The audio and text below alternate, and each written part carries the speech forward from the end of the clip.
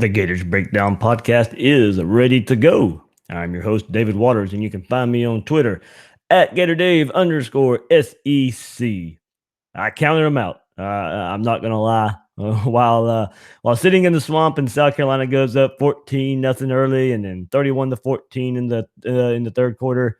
I thought there was a slim chance this Gators team could come back again after time and time again just being down, especially already down 14-0, and I really just didn't feel it. I thought after seeing this defense with another slow start, just like the offense, outmatched and out schemed early. This defense was a liability as much as the quarterback situation in the offense. So the slow starts on offense are nothing new. The last 6 games, the Gators have only have 3 points in the first quarter.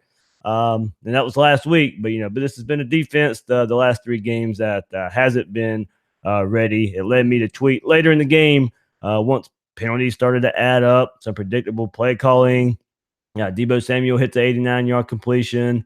I said this team has lost in so many ways, system failure since the bye week, and well, I couldn't have been any more wrong. And glad for it. This team fought back on both sides of the ball, got playmakers the ball. Franks managed the game with his arms and his legs. I felt the offense could score more, and I said going into this game that Florida should stick with the run game, and the staff didn't panic and trusted the game plan to run the ball. The defense held strong in the second half to allow them to be able to stay within striking distance and continue to run the ball for the tune of 238 yards in the second half, 398 total rushing yards gained, 367 net yards rushing there. So total team effort in the great comeback of the 35-31 victory for the Gators over South Carolina. The Gators come out on top in the last SEC game of 2018. So the Gators 7-3 overall, finish SEC play 5-3. And let's dive into some specifics of this game, of this win. And before we do, remember you can find Gators Breakdown on newsforjacks.com/Gators Breakdown. There you'll find all the Gators Breakdown episodes as well as articles from the News for Jack sports team. Also catch us on iTunes, Google Play, YouTube, Spotify. And when using those services, please share, rate, and review the show. And on social media, follow Gators Breakdown on Twitter and Facebook at Gators Breakdown.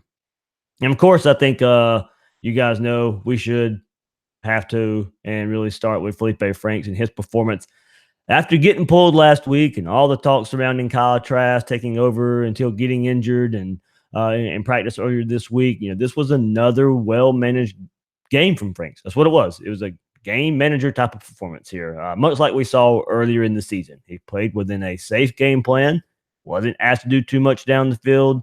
And that's probably the biggest knock on it right now. But hey, look, Mullen drew up some screens to help out. Yes, Frank still missed some throws, but with the safe game plan needed, going 15 of 21 passing, 161 yards in the touchdown, made plays with his legs, played some pretty tough and emotional football. Taking out the sacks, ran for 55 yards on 13 rushes and 2 touchdowns, and even got pretty emotional by shushing the crowd on one of them. Look, I don't mind it. It didn't bother me really at all. All the talk all week, all the boos early in the game directed at him. He ended up using that as motivation, and I really think that thought that really led to his physicalness and the way he played. And when it was all said and done, there, I think all that stuff just kind of culminated in the type of tough performance that we got from Feleipe Franks. And I know the shushing the crowds rubbed some fans the wrong way. It didn't really bother me. Maybe it'd be a different story if Florida had lost the game. But even at the time, it didn't really bother me much at all. So he was instrumental in plays with his legs, and it really helps this Dan Mullen offense when something good can come out of the quarterback using his legs. I'll show. The grit, determination by being out there leading blocks in the running game with Jordan Scarlett out there. Frank's multiple times out there leading the way as a blocker for some of Jordan Scarlett's runs. And was it a great game by Franks? No, but he did what was needed to win the game, and didn't make the back-breaking mistake that allowed Florida to mount a couple of comebacks in this game. And more specifically in the second half, down by 17 at one point. And, no big mistakes, play within the game. And That's all it really was needed for Feleipe Franks to have a game managing type of performance to help lead this comeback for the Gators. But of course, the main cogs for this comeback in the offense, of course, was this running game. Like I said earlier, 398 total yards rushing gain, 367 net yards rushing. Jordan Scarlett, 18 attempts for a career high, 159 yards, 8.8 yard average. Michael P. Ryan, 16 attempts, 107 yards, 2 touchdowns, 6.7 average. Kadarius Toney, 4 attempts, 51 yards. Feleipe Franks, 13 rushes, 55 yards. So, I mean, if you take out the sacks, there, that was as I mentioned earlier, 13 rushes for 55 yards, take out the sacks, and 2 touchdowns, of course, from Feleipe Franks on the ground.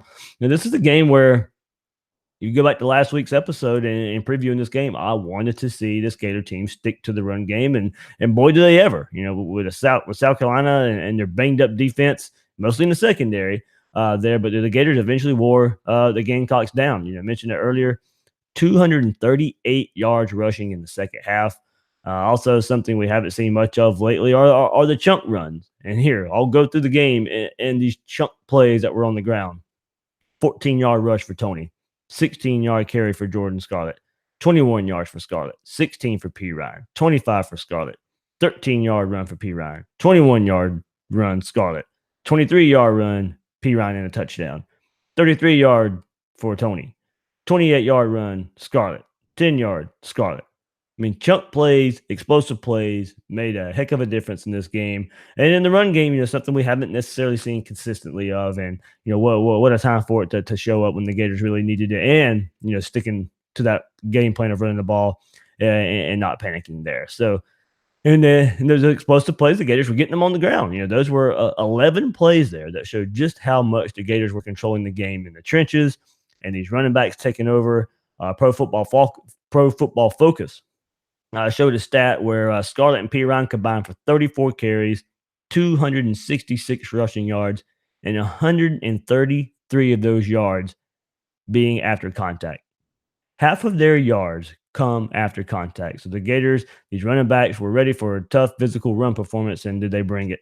What a performance on the ground. Remember, coming into this game, I shared that South Carolina was dead last in the SEC in time of possession.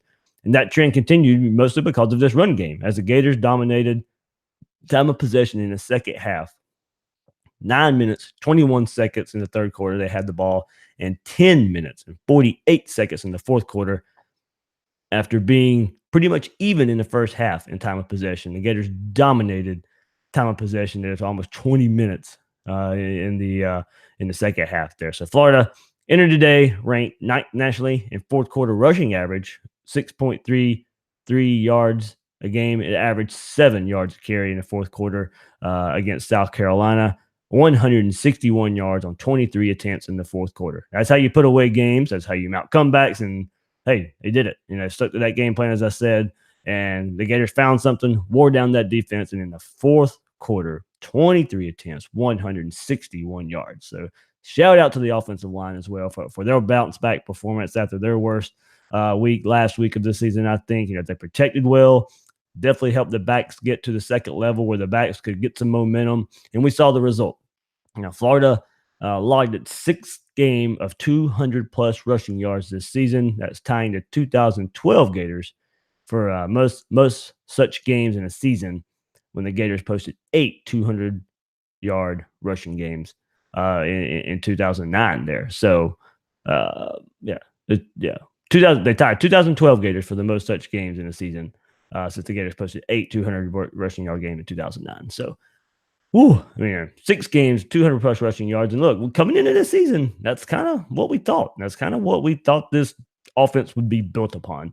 I went back to last week, and if the quarterback position is throwing 40 times a game, that's not the formula for winning a game for Florida. It's the type of performance we saw against South Carolina when you're running the ball near 60 times a game and having your quarterback just manage the game. And it was clear that was the game plan. It ended up working out. And like I said, plenty of times this year when Florida has gotten behind, go back to last week, go back to Kentucky a little bit, where the coaching staff panicked, tried to hit some plays down the field in the passing game instead of sticking with the run game, stuck with it this game, and ended up paying off in the end there.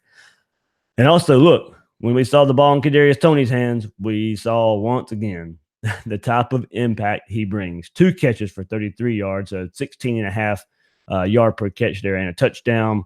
4 rushes for 51 yards, along with 33, and average 12.8 yards per rush. So 16.5 yards per catch, 12.8 yards per rush. I mean, he is the playmaker in this offense, and I expect to see him even more versus FSU in a couple of weeks. I think we're starting to see Mullen trust him a little more and putting the ball in his hands, and you see what happens. But man, I mean, how exciting is it when he gets the ball in his hands? You know, he goes one way, reverses field, jukes, gets upfield, and that's what Kadarius Toney brings to the table here. Just the most electric player on the field with the ball in his hands, and all this. Franks, the run game, Toney led to Florida's 33 first downs, tied for their 7th highest total in school history. Their 33 first downs versus South Carolina, 7th highest in school history. So as well as the highest single game total since accumulating 35 first downs against Mississippi State all the way back in 2001. So Florida moved the ball, kept converting first downs, 33 of them. And you have to go all the way back to 2001 to where Florida got even near that, where they had 35 versus Mississippi State.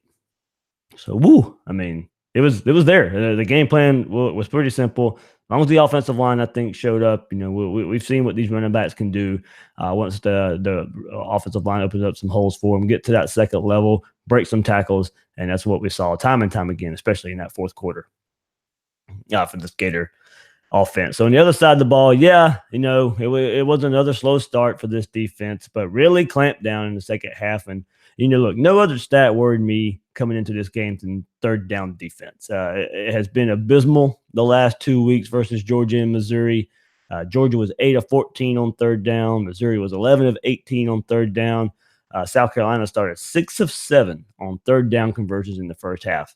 Defense adjusted, and South Carolina went 1 of 6 on third downs the rest of the game in the second half.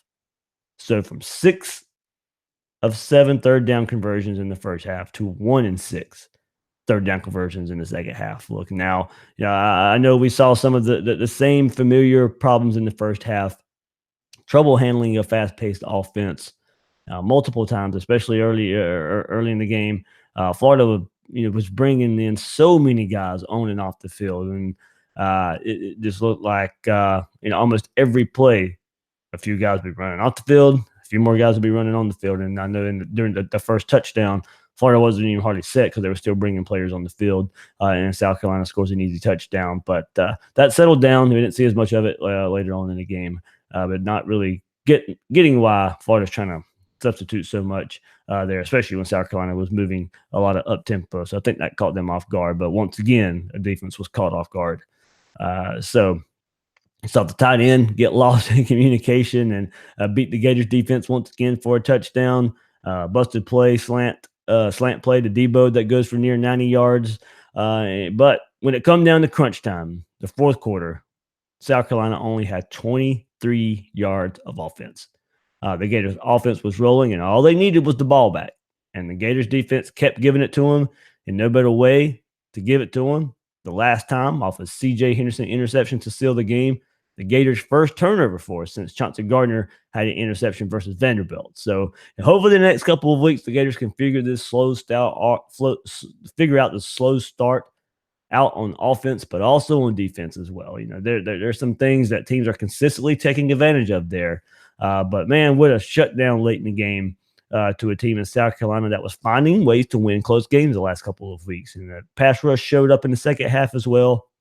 So things this Gators defense have been missing in getting turnovers and pressuring the quarterback finally made their way back into the second half and late in this game as well. So, I mean, look, this was a South Carolina's 5th straight game where the final score was within 2 to 4 points. And they had only lost one of those until Florida pulled out 35-31 victory over Carolina there. So a total team effort, especially in the second half when Gators put everything together. Defense playing like we saw earlier sometime in this season, pressuring. Once you pressure Jake Bentley a little bit, you see the outcome there. And A couple sacks there in the game as well. Something Florida hadn't necessarily been doing much of lately either. And as I mentioned, the turnovers. So got to get hopefully found something there in the second half. Idaho next week won't be much of an issue there. Florida State not shouldn't be much of an issue there either with their offense. But that's a rivalry game. They'll be prepared for Florida. They'll be wanting to beat Florida kind of to save their season. And look, it's still an offense that can put points on the board at times. We saw James Blackman last week, not so much with DeAndre Francois. So we'll kind of see what FSU does there. But maybe when that game rolls around in a couple of weeks, we see a faster start from the offense and the defense. The offense only 3 points in the last 6 games, I think it is, in the first quarter. And then we've seen this defense also fall off in the first quarter. But way to rally, way to not give up. Multiple times this Gator team could have given up and folded it up, especially after the last 2 weeks. And they came out on top. And it was a fun day in the swamp, fun day. I didn't like the noon game kickoff, but it is what it was there. But it all ended up working out. Fun day, perfect weather. Perfect tailgates there in the Harmonic Woods area, seeing those guys once again. And also some friends I work with, South Carolina fans, and some family members, South Carolina fans. A big game for personally for me, and all that good stuff. A lot of good fun in the swamp as the Gators come out on top. And as we do right after every game, on the Sunday after, we have this episode. As for your input and your reaction to the game. And here we go. John Curto, at this point in the season, what is the team's identity? Also, I have to say, I really enjoyed Coach Mullen's ability to take accountability for his mistakes in front of the media and throw some old ball coach talk out there and be edgy and no BS. That's pretty much, I think Mullen's MO. There's not a lot of BS there in front of the media. Kind of says what he means. And look, he took a lot of heat for it this week with the whole crowd stuff. But, I'm not going to get all too much into that. That's been talked about ad nauseum here. I've already talked some football. So, all this kind of stuff will kind of stay what happened on the field. And John asked a good question. What is this team's identity? And I still say, well, I think we know what it should be. Tough, smash mouth. I know Mullen says he wants to be balanced, but that's not the makeup of this team. Ultimately, when he gets his players in, when he gets his recruits in years of installing the system, I think he can get there with that, wanting to be 50-50. But right now, with the way this team is built, with what you have at quarterback, not needing to, turn the ball over, needing to take care of the ball, you're going to have to limit the quarterback, lean on this run game. I think that is the identity of this team. Will they stick with it? That's the question. We, like as I've mentioned, going through kind of the game summary, we've seen the panic before of trying to get something going in the passing game when you still could have been able to run the ball a bit more. They stuck with it. It worked. So the identity definitely for offense is to be this tough, hard-nosed, run downhill. With the stable of backs that you have in Scarlett, Perine, now Franks coming along well with some of his runs, Tony and the electric running he can give you, and also Pierce as well. That's kind of you go 3 deep there at running back, and you keep some guys fresh. But right now, as the season has worn on, I don't know if Pierce has hit a wall or the freshman wall, or you're just giving your guys who are more experienced, your guys who have earned their keep right now, and Scarlett and Perine just more carries as the season goes on. So, the identity on defense has been changed. Of course, the identity now is a defense that starts slow. Definitely needs to get that figured out. But I still think, it's a defense that plays with some speed. But right now, confused in certain areas. So the identity of the defense was this fast, physical, aggressive defense that calls turnovers, calls loss of yardage type of plays, not getting that as much right now. So the identity yesterday was clutch. I mean, that was the identity of it. So I don't know where the identity of the defense is going to come versus Florida State. Pretty only one more game that kind of counts as far as regular season goes. Idaho, unless it's bad, I don't think we're really going to be able to take too much away from that game there. So the identity of the defense still kind of a question mark right now, the way I look at it, John. So Mike Honcho, he goes, I admit at 31-14, I totally thought it was a ball game. They out tough South Carolina for a win. I like Angry Franks. He ran like a grown man. Fans dish it out to him. Now able to take it back from him. Scarlett was using people as a sidewalk. Go Gators. Yeah, Mike, like I said, 31-14. I threw the tweet out there yesterday too. I didn't think this team was coming back. I thought it would look like another performance, what we saw last week against Missouri. And hey, look, they found a way to battle back, and in that we talk about the mental aspect of this team. And look, they hung tough with Georgia. Um, Maybe some kind of hangover last week against Missouri. I'm not so sure that was the issue. I think they just weren't really prepared with what Missouri was bringing to the table. And we talk about the mental toughness of this team, as I said, and it didn't show up last week. It didn't show up when you've gotten down, when you've been beaten up, to be able to spring back. And that's kind of what this game was. After 2 losses, able to put all that behind, in game as well, down 31-14 late in the game, and you find a way to pull it out, stick with your identity right now in being a physical run team, and pulled it out.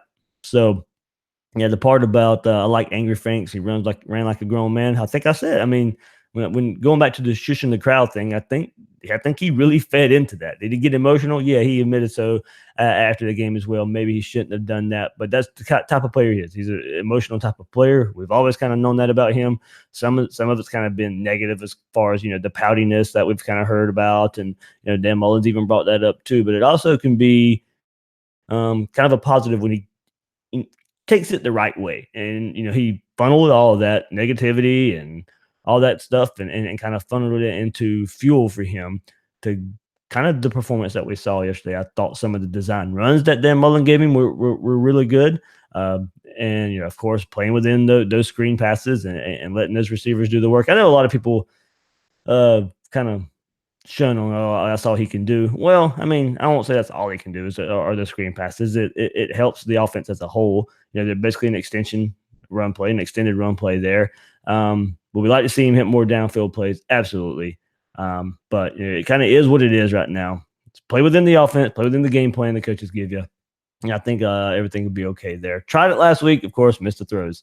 But hopefully, we won't see another performance like that again, especially in 2 weeks. So C3 says, Dan even admitted this, but Tony should be the center point of the offense every week, getting multiple touches and looks in a variety of creative ways. Yeah. And I went back and earlier this episode, just kind of all the stats for Tony. And look, he does need the ball more. And is it an issue of trust? Maybe so. But look, we had Will and I talked about him last week on last week's early episode of Gators Breakdown, and how at some point when you have a struggling offense, you've got to get your playmakers the ball. Yeah, there might be an issue of trust, but as Will pointed out, there's times he's not even on the fields in situations where he could kind of be a decoy there. So yeah, Tony needs to be on the field, needs to have the ball in his hands. And look, I know he had the muff punt there and all that. Kind of just happens, I guess. Made up for it in multiple ways later on in the game. So yeah, Tony definitely needs to be the center point of the offense. Needs the ball in his hands, at least 10 times a game, and through rushing and receiving. And I think that's enough to kind of get something going and some game changing plays that we saw from Kadarius Toney. Kevin Harris says, gutsy performance, glaring assignment breakdowns on defense, took advantage of a bad run defense as we should have. Yeah, everybody's kind of knowing these glaring breakdowns on defense lately. And luckily, besides the one slant play in the second half to Debo, kind of did play much better their defense in the second half. Scott Sweat, he goes, I went from screaming mad to screaming for joy. That's kind of all of us, I think, Scott. Love power run game and imposing their will on the line of scrimmage. This was the Mullen effect in my mind, because no way we win that game last year. Mullen is showing he will not tolerate a player that quits. In this game, of course, a lot like the Vanderbilt game, in a way, a big comeback. Florida. This one was kind of, I would say, harder to see and visualize a comeback, just because of being down late. Against Vanderbilt, yes, it was 21-10, but it was 21-3 at one point. But that was still in the first half. You still knew you had some time. You still saw a offense that was moving the ball, just kind of killing their own selves. Where early in this game, it wasn't so much Florida killing themselves. It was South Carolina come out with a good game plan to go up 14-0. Florida brought it back there, and then South Carolina goes up again. Vanderbilt never could really hang on. Once Florida came back, and the game was over with. Florida came back in this one once, got down again, and that's kind of where you would wonder about the mental aspect of this team. But being able to do it again, being able to do it running the ball, not necessarily passing the ball, and that's kind of like the Vanderbilt game as well. They leaned on the run game to create a comeback, and you don't necessarily have to panic. You don't necessarily have to throw the ball to get back into games, especially when there's some time left on the clock. And against South Carolina, you knew that defense was eventually going to wear down. They were so thin, especially, as I said, on the back end of that defense. But still, Florida was able to kind of just put it on them time and time again. And that defense wore out. And we saw the outcome there. Let's see. Gator Girl 888 and M. Quinn here. Great comeback after the flat first half. I wasn't sure I could make through another Missouri type of game. Thrilled Tony got so many touches and creative ways to give Feleipe more confidence, like his run game. Credit to Mullen for getting these guys and the fans re-energized. Absolutely. And I do like that way of saying creative ways to give Feleipe more confidence, like his run game. Hey, look, and you see it all the time. In basketball, free throws can get a guy going if his shot's not there, or an easy layup can get a guy going if his shot's not there. And it is kind of similar to what I think Mullen was. Look, it was there anyway because of the run game, but it is also a way to give Frank some confidence. When good things happen, you build upon that. And, I don't think it could be stated enough how, like I said, it wasn't the greatest performance in the world by Feleipe Franks, but everything that went on in the bye week, he could have just easily not been mentally prepared to play this game, and he was. Now, Gator Dan here in Gator in Texas says shaky start as is usual, but not okay. Need to start off faster. Defense is just average. Seems like they just take drives off at times. Franks did what was asked of him. P-Ryan and Scarlett are animals when they get going. Need to stay 80-20, run past the rest of the year. So that, it worked yesterday against South Carolina. But I don't know if we'll see it that much. That probably should be near that, 75-25, somewhere around there. But this way, if Florida comes out running the ball and you see that type of success early, then I think that's exactly what we'll see. We'll see 70-30, 75-25 running the ball. That I think it settles the offense down a little bit. Then that's kind of, when Florida has gotten into these slow starts, and especially going to Missouri, they came out trying to pass the ball a lot. And it kind of just put the whole offense in a funk. I think, yes, you may be playing a team that has good rush defense, but come at that's your identity as well. At points, it doesn't matter what numbers show as far as how many blockers you have against how many defenders. If you're a running team, run the ball. And sometimes that takes care of itself, no matter what the numbers say there in assignment football. So, no, if you're a running team, try to run early, get yourself in a groove, and the rest can take care of itself. And Robert Guagliardo says, Scarlett, P. Ryan, Tony need to be the game plan from now on. As they ran well and hard. Also love how hard Franks ran too. I'll get a couple more in here before we wrap this episode up. Christopher at Rowdy Reptile 12. Joseph is a liability on the field. Tony showed just why he needs the ball in his hands, aside from the fumble and muff punt. And Jordan Scarlett was a man amongst boys out there yesterday. Also, booing was ridiculous to hear. Be mad, don't boo. Yeah, I've never been a booer myself at games. There are college kids out there. I'm not. Plus, I'm not going to boo my own team. I mean, that's just the way I've always looked at it. If you boo, okay. I mean, I can't tell you not to. And I know a lot of people don't necessarily boo the players; they boo decisions made. But you got to realize that's not how the players take it. Sometimes they think the booing is directed at them. Some of it is there, but I don't partake in that part. I'm not going to boo my own team. That's just kind of the way it goes there. RJ Gator grad 929 or 929. Yeah, got pushed around on both sides of the ball for a half, which is unacceptable. But give them credit for coming back overall. I'm underwhelmed. Defense is a sieve, but the offense found itself a bit. Congrats, but not overly excited.